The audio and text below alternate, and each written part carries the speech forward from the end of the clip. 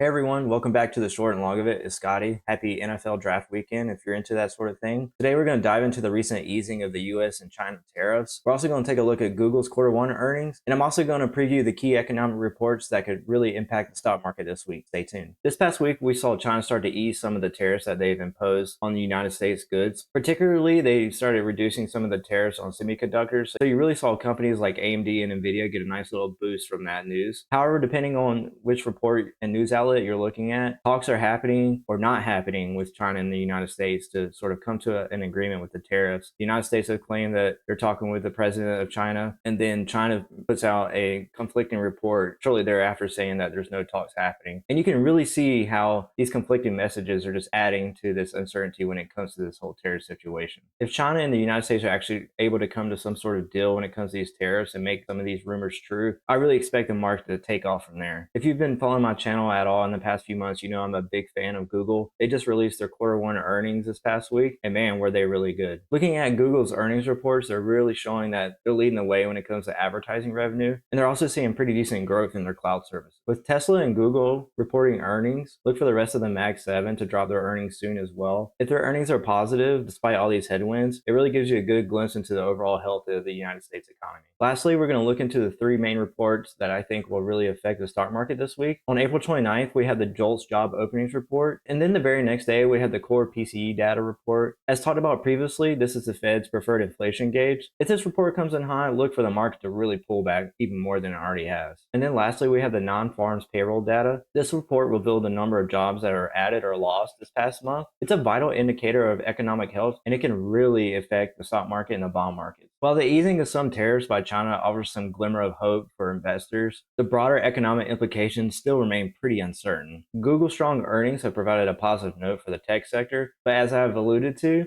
these economic reports that are dropping this week can really affect the market and quickly sour the mood. As the market continues to recover, I'll start initiating cover calls and cash secure puts on my underlying positions, so stay tuned for that. And don't forget to like and subscribe to stay informed on the latest financial news. And as always, be safe in the markets, and y'all take care.